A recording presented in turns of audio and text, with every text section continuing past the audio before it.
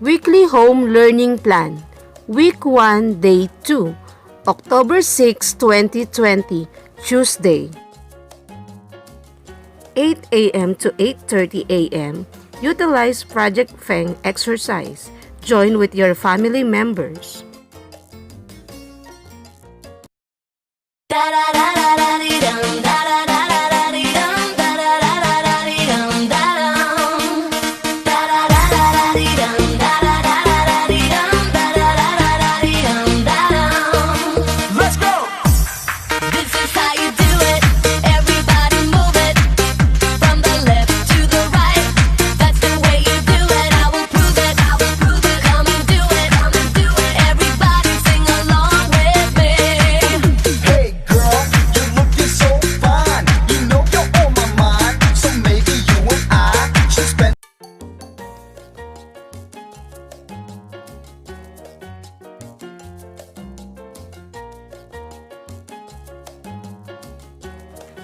(8:30 a.m. to 9 a.m.)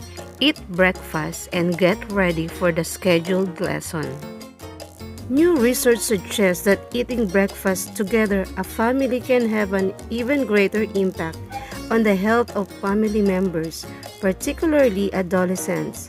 The University of Minnesota study found that eating together as a family improved diet quality and lowered the risk of overweight and obesity. 9 a.m. to 11 a.m. English. Learning competency. Use of simple and compound sentences. Describe one's drawing about the stories, poems. Listen to the using simple and compound sentences. Learning task. These are the following activities that you will do. Answer the following question that can be found in What I Know. What I know is in the page 2 of your English module. Direction. Write the following sentences. Write SS if it is a simple sentence and write CS if it is compound sentence. Read carefully. Learning task. You will learn your lesson in what's in and answer the activity. Before we proceed to Module 1, let us have some review about the phrases and sentences. What is a phrase? A phrase is a group of words that does not have a complete thought. It does not begin with a capital letter and does not end with punctuation mark. What is a sentence? A sentence is a group of words with a complete thought. The first letter of a sentence is written in a big letter and it is end with a punctuation mark. Direction. Identify the group of words. If it is a sentence or a phrase, write X if it is a phrase and a mark if it is a sentence. Read the question carefully.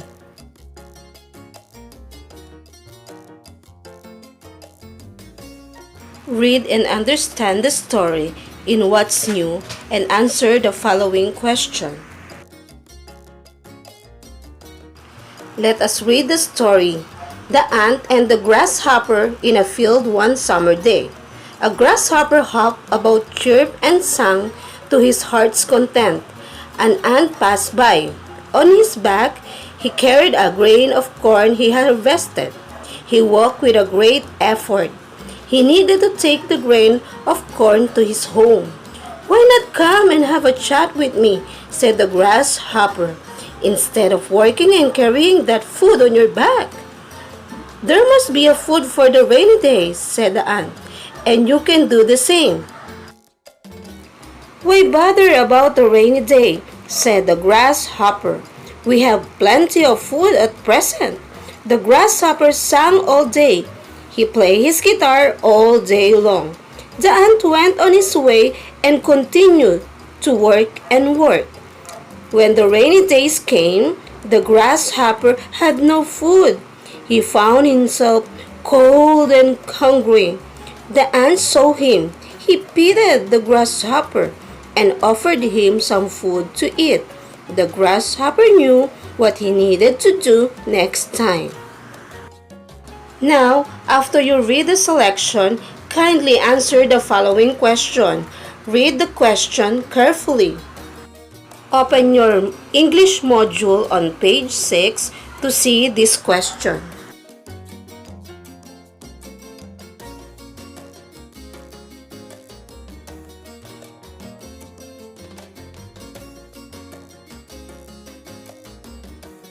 To enhance the lesson to the learners, study the chart in What is It? Be able to understand all the examples.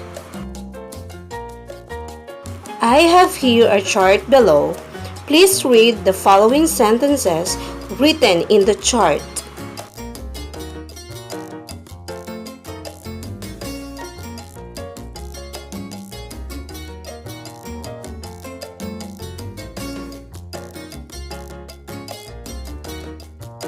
Look at the first column of the chart. What do they have in common? Sentences in the first column are called simple sentences because it has one subject and one verb. The grasshopper sang all day long. In number 1, the grasshopper is a subject and sang is the verb. This is a simple sentence. An ant carried a grain of corn. In number 2, an ant is a subject and carried is a verb. It is also a simple sentence. The grasshopper hops. In number 3, the grasshopper is a subject and hops is the verb. It is also a simple sentence. The ant worked on the field. In number 4, the ant is the subject and the work is a verb. It is a simple sentence. The grasshopper is hungry. In number 5, grasshopper is the subject and hungry is the verb. It is also a simple sentence. What is a simple sentence? A simple sentence is also called an independent clause. It contains a subject and a verb and expresses a complete thought. Now, look at the second column. Again, what do you think they have in common? These sentences are called compound sentences. A compound sentence contains two independent clauses joined by coordinating conjunction and, but, for, nor, or, so, and yet. The grasshopper sang and he played his guitar all day long. In number 1, the grasshopper sang, first independent clause, and is a conjunction used. He plays his guitar all day long, second independent clause. It is a compound sentence. Number 2, an ant carried a grain of corn so that he saved food for rainy days. In number 2, an ant carried a grain of corn is the first independent clause. So that is a conjunction used. He saved food for the rainy days is the second independent clause. It is also a compound sentence. The grasshopper hops, yet he knew about the coming of the rainy days. In number 3, the grasshopper hops is the first independent clause. The conjunction used is yet, and the second independent clause is the he knew about the coming of the rainy days. It is a compound sentence. Let us take a look at number 4. The ant worked on the field, but the grasshopper played all day long. In number 4, the first independent clause is the ant worked on the field. The conjunction used is but, and the second independent clause is the grasshopper played all day long. It is a compound sentence. Let's take a look at number 5. The grasshopper had no food to eat, nor he is cold and hungry. In sentence number 5, the first independent clause is the grasshopper had no food to eat. Conjunction used is nor, and the second independent clause is he is cold and hungry. It is also a compound sentence. Answer what's more. Open your English module on page 9.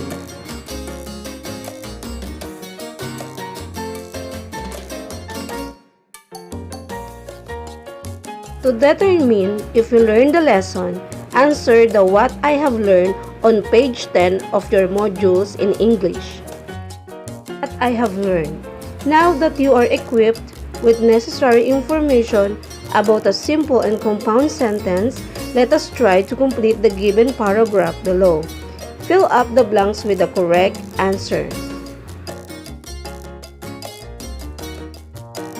Answer the graphic organizer in "What can I do" in page 10 of your English module. Going back to the story we read about the ant and the grasshopper, draw 5 important events from it. Then write simple sentence from item 1 and 2 and compound sentence from drawing number 3 and 5.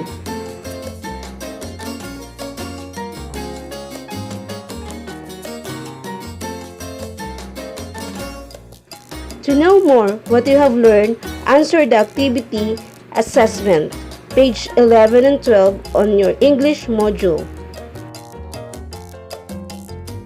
Look at the picture carefully and choose the letter of the correct answer.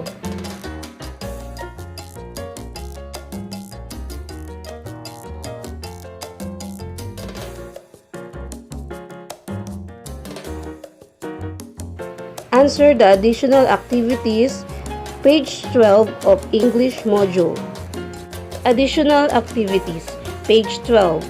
Make a short paragraph about your experience in modular distance learning together with your parents or guardian.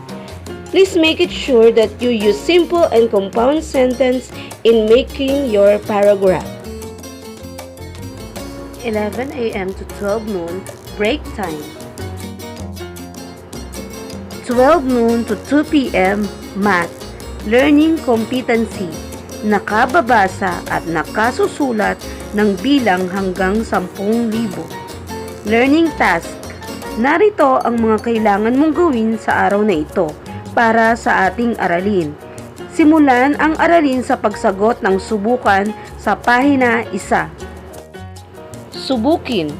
Panuto, pagtambalin ang hanay A sa hanay B. Paano mo malilinang ang iyong kakayahan? Alamin sa Aralin 1. Aralin 1. Marunong ka bang magbasa at magsulat ng bilang?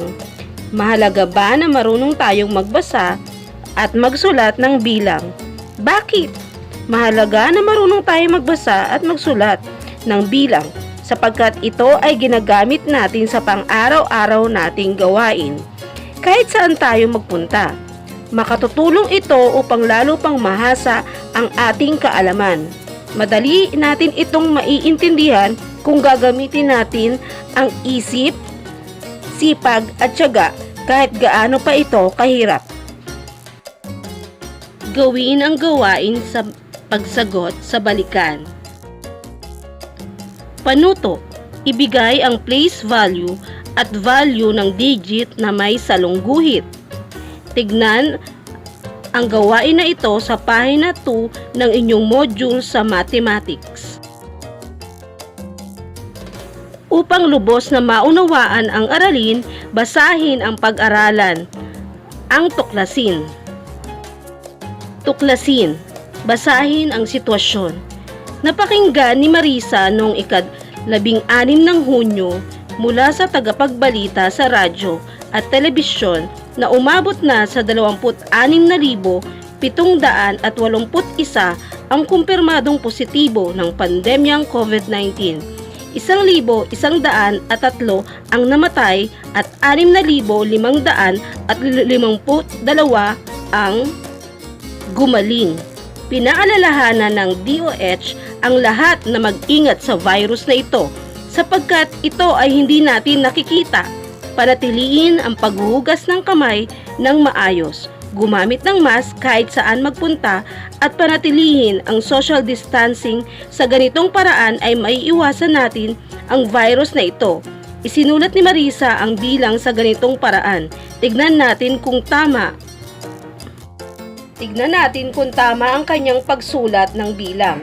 Positibo, 26,781 mamamayan sa Pilipinas. Namatay 1,103 mga mamamayan sa Pilipinas. Gumaling 6,552 mga mamamayan sa Pilipinas. Tama ba ang kanyang pagkakasulat ng mga bilang? Bakit? Tunghayan ninyo ang graph sa pahina 4 ng inyong module sa Mathematics. Maipapakita natin ang pagsusulat ng simbolo at bilang sa ganitong paraan. 26,721, 1,103, 6,552.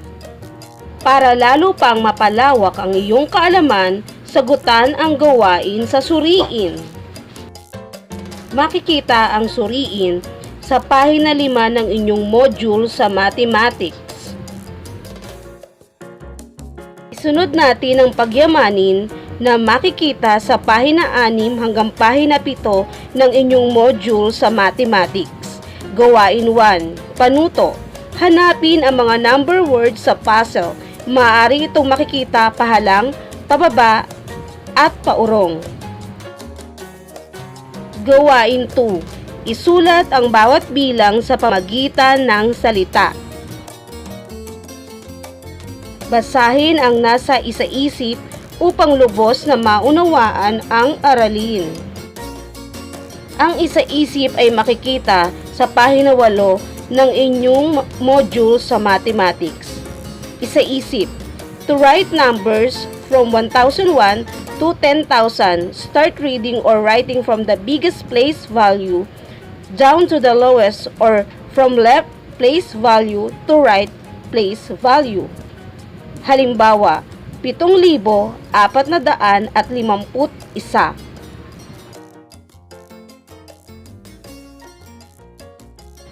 Gawin ang isagawa upang lalo pang mapaghusay ang kakayahan mo sa paghihinuha. Ang isagawa ay makikita sa pahina 8 ng inyong module sa Mathematics. Gawain 1. Panuto. Isulat ang mga bilang sa pamamagitan ng simbolo. Para masukat ang iyong natutunan sa module na ito, sagutan mo sa iyong kwaderno ang tayahin. Sikapin mong sagutin ito ng nag-iisa upang masukat ng husto ang iyong natutunan. Ang tayahin ay makikita sa pahina 9 hanggang pahina 10 ng inyong module sa Mathematics. Panuto, basahing mabuti at unawain, piliin at bilugan ang titik ng tamang sagot.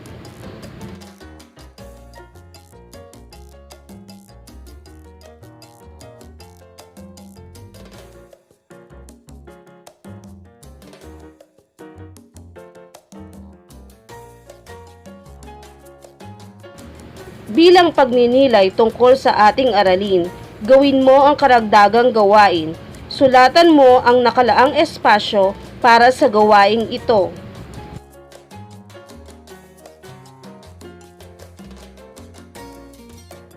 Maaari mong tignan ang susi sa pagwawasto upang makita mo ang kakayahan mo sa mga gawaing natapos mo.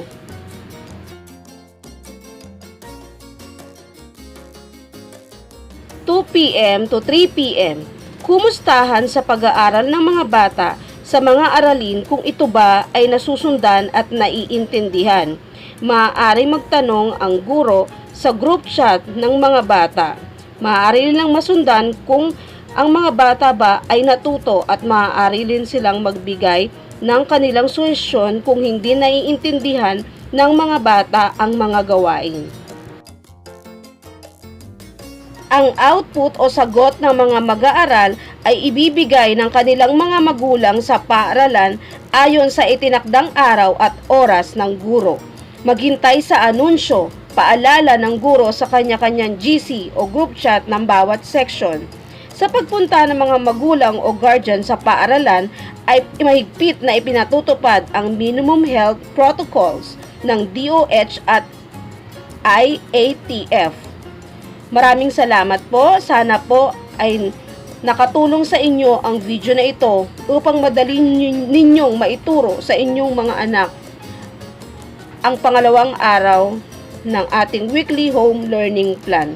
Hanggang sa muli pong pagkikita, subaybayan ang ating Day 3, Wednesday.